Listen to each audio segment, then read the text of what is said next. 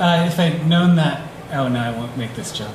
I will make this joke. If I'd known that introduction was going to humble me so much, I would have preemptively tried to deflect it by getting up here to just read an introduction of Roy that was even longer and more flattering and flourishing, and then he'd come back up here and we'd go back and forth.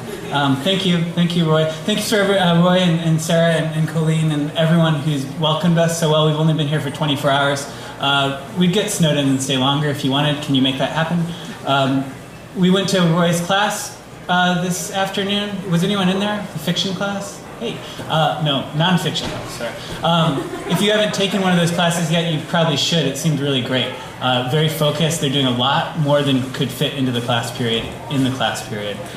I've known about this place. This place has been in my mind as a place where writing happens for a while, in part for the association I have with Action Books, and I don't know how official that is with the school, but I remember how excited everyone was, at least in my poetry bubble, when we started to read books they published. This place has been on my mind because of the MFA program for years, especially through work I see editorially from people who come through it.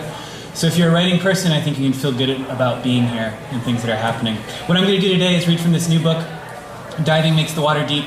As Roy mentioned, I've mostly been called a poet. It makes stuff happen. This is a memoir. It was written 2 years ago, March 2015, when I was on the brink of a diagnosis for some cancer. It was really the brink of a diagnosis for some more cancer. I'd first had the disease found inside me 2 years before that. The thought was I couldn't sleep because I was on a lot of drugs and in a lot of pain, and so I did what I do and started to try to write something. But the other thought was that there's a book that any of us would write when you think you might not be able to write anything else again, when that seems likely. I'd probably like to read that book if you want to do it tonight and send it to me. This was mine. You'll see, so the extremity of the condition comes through, I think, in the writing. A year after that, so 1 year, in March 2016, I wrote the afterword of this book, and because we're in March yet again, it's tempting to frame this reading as an afterword to the afterword and come back to some things from the book, especially because I think I've often, maybe to a fault, thought that writing is not a way to assert a belief that I have that's fixed, that I wish to argue or convince you of, but a way for me to say something and move beyond it, say it and move to something, I hope, better. So I could do that. I could come back to things from this book and try to say them better. And also, I think I think it's good to admit that I'm wrong, and so then I think, is it better to suggest that I'm often wrong? Maybe the best thing then would be to assume that I've been wrong about most things. Would that avoid more specific contention with things that are lasting? I'm tempted to do that, to revisit everything. But so my idea tonight is to not keep talking, but to just read from the book. But I'm going to do it I went back through on the way here, and I constructed a reading that makes a different sequence of some paragraphs that happen in this book, to try to do it in a way that felt like a thing to do here and tonight and in this year. So if you get this book, and I hope you do, you'll hear some of these paragraphs, but they'll be embedded in different streams. So thanks for coming. I guess I'll go, this will be about 15 minutes, and then we'll hear Hillary. The book's called Diving Makes the Water Deep. My memoir about the body would describe a time I tried to board a plane in another country, and they had no record of me, but the plane was about to leave, and the person at the gate told me I was gorgeous, and touched my arm and let me board, and my body was the plane and the gate and that person, and I was gorgeous. When I first went to that country, a bit after imagining setting a novel there, I will never write a novel, wouldn't write a novel for my life. I planned to cultivate noble, brooding isolation by reading the Brothers Karamazov, be a severe hermit. But on my first night reading at a bar, somebody asked me what I was reading and invited me somewhere where I met some Corsican magicians, and I never read a word. It's possible I've never read a word. There were years in my life when I could sit at a bar reading until someone invited me somewhere, and I wanted it, and I went. My course on the literature of longing would include the moment in Canto 5 of Dante's Inferno when the lovers abandon the pretense of reading. That day, we read no more. And the moment with someone I met when I was sitting at a bar reading. She asked if I wanted some of the bread from her plate, who had a copy of the Inferno from the public library in her car, and I read that passage, and then we read no more. Half an hour later, parking lot of an apartment complex, she took me to see a tree she liked. A sudden battering, someone at the windshield. Help, I woke up, he was hitting me, he has a gun, he's coming back. We stood with this person a long time under a tree waiting for the police, holding hands, the three of us. I thought, if he comes back with a gun, anything, and this is the end, all right, this is where we are, an end. My beautiful friend seems to be going to Istanbul, my wife to Cairo. I want them to travel to these places. I'd feel sorrowful but not betrayed if they never returned. Assuming the travel, the staying, upheld and advanced everything one would ever care about making exist in a relationship, the reasons for loving in the first place. If, in a future year, we'll all be on a patio, or separate patios, or alone in variable combinations, stranger patios, what won't we be grateful for? What won't seem like mercy being there? The obligation of the possible. There can't be too much love, she said. The fortune of romantic complications, the energy to have them in a country that won't put me to death for following in all the brief unknowing. Early on, I sent my wife Cavafy's Half an Hour. The poet describes talking drunk with a person in a bar. I never had you, nor I suppose will I ever have you, he begins in the translation from Keeley and Sherrard, describing half an hour that was totally erotic. Goes on. And I think you understood this and stayed slightly longer on purpose. That was very necessary. That was very necessary. Such mercy in that, more intimate than a tryst. Compare this poem's vision of the imagination to, say, Henri Michaud's in Cries. Cavafy, I sometimes say in a class, a poet of, you know that moment when you're sharing an armrest, so aware of the armrest? I told my father as he was dying, with more humility than hubris, that though I was sure my wife and I would suffer in many ways, unknowably, horribly, there were types of suffering we wouldn't need to know because of each other, and others we would need to, we understood from that fortune. That when we decided to marry, I saw us walking across railroad tracks in golden light toward what I understood was equally death and the rest of all of life beyond us. It has happened very soon and continually ever since. Oh, but somebody, Jan, is asking if poetry matters. Poetry is matter. Better to ask why you would ask poetry to justify itself, though it has existed everywhere, I would. What does this question say about our shame, alienation from things that have existed everywhere we would? Our suspicion of them? What does it say about all that we don't ask to justify itself? And how does the suspicion of poetry make us susceptible to compensatory justifications? You justify poetry by a theory, a scene, reduced rhetorical or commercial meanings, anything other than its experiential act, its necessary agitations, alleviation is a form of agitation. As with those who justify arts education by narrow vocational functions, you'll get a job, you've already lost. Justify why you have an eye, how come nursery rhymes, how come tulips and clouds, fear and bread, how come insight without immediate application. What's the vocational justification for mud? So I made the following syllabus.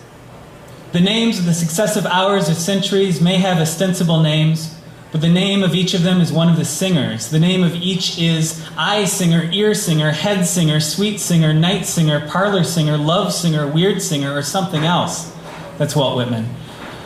Syllabus. Write a poem as one of the singers and then as all of them. That for days I've woken with a phrase from Aga Shahid Ali, lighting the slowly lighting room. Lighting the slowly lighting room. Hurt into memory.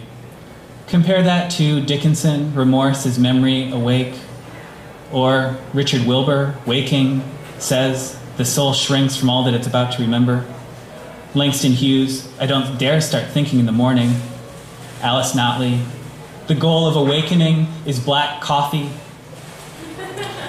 Don't start a story with a character waking, you've advised. But this is not a story, and if it is, it's already started, long before I find myself in the room with a gold and red scarf for curtains.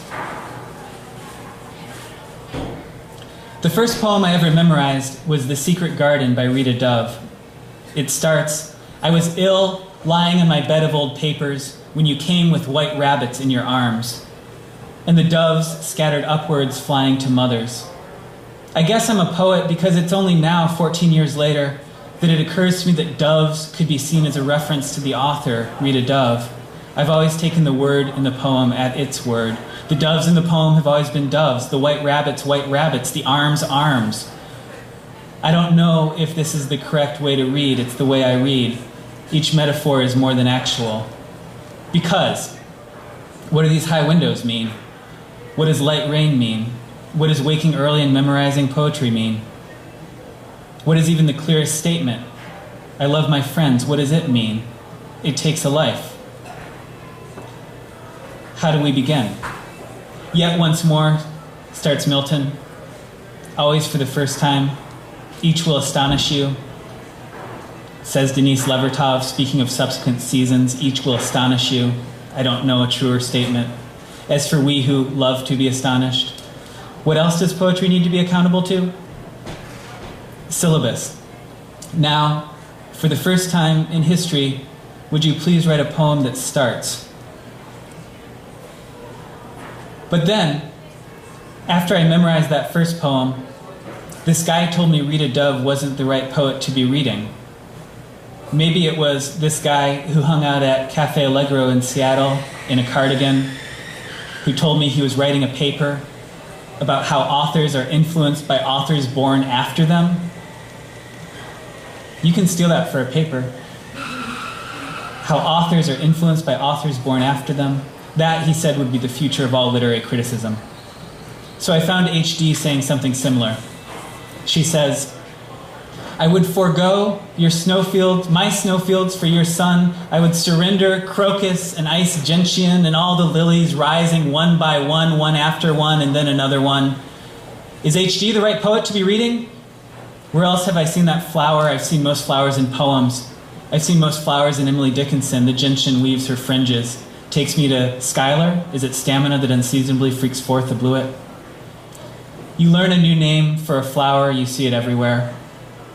I would tell my friend in the cardigan now, what need for literary criticism with these lines, these associations? John and I sat at the Cafe Allegro and read Whitman. Very good almond croissants. We asked the book questions and opened to any page, or we walked around Pike Place Market speaking only in questions, then only in verbs, then only in prepositions. With, at, up, for, we read our poems to ducks and made revisions based on their counsel. Revision means re-seeing. No one should ever say again except as something obvious everyone knows or can gather in a glance.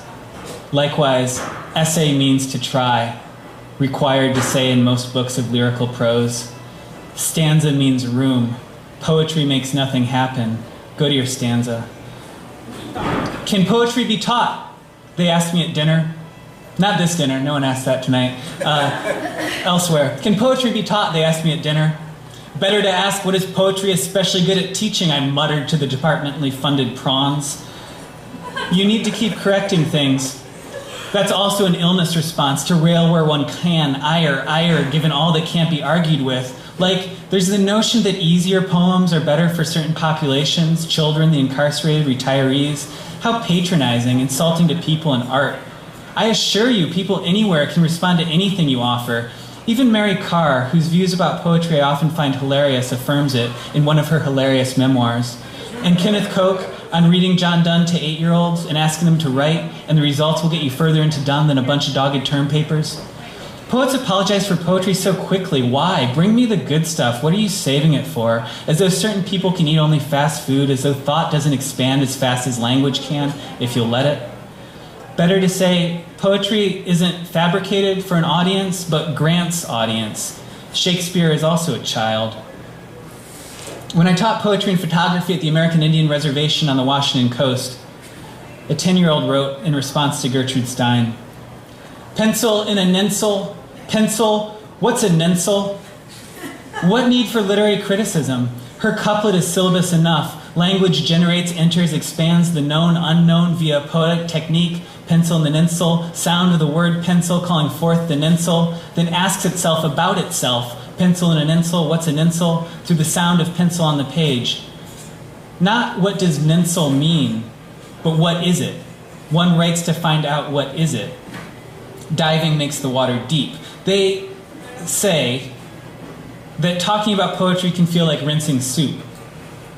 Dickinson, they shut me up in prose. Keats, it is easier to think what poetry should be than to write it. He says that in preference for the actual, not as a dissembling via negativa a la some recent facile deconstructionism which claims actual poetry is chiefly of value for the impossible ideals it invokes and fails to achieve, as though the value of a friend is in how they fail to be every other friend, or an ideal friend, or this meal is better when it's pure potential, or even better when it's undercooked and thus brings to mind a better version and some toothsome bile, rather than a specific tomato with basil in your mouth. Especially if you're hungry, the specific tomato with basil in your mouth is better. The actual meal, this actual friend at my table, the imperfect sun in their eyes, the millions of suns that Whitman knew are left are real. He identified them, didn't imagine them. Paradise is not artificial, but spezzato and stranger. That talking about poetry can feel like there's this drug that will fuck up your own personal liver, so you feed it to a horse, which is prose, and drink the urine, which is poetics. But the horse does not survive. Poet, step away from that horse. Increasingly feeling. One can't overstate the value of continual insistence on art's values, its terms and values, which include questions of how meaning is made is harder than what we know. Say that's the work of poetry. To have a thing that exists by such insistence, delicate tendril, how, says a lot about what surrounds it, lets it, makes, what lets it continue existing, such a tendril, what need for heaven. I haven't mentioned my pain in a while. Keep taking pills, trying not to think about the next tests. Pity me, the troubadour cries. And then, one is pitied and remains equally piteous. At the end of this film, the broken man speaks to whoever is left in the room and keeps talking longer than he should. Thanks a lot.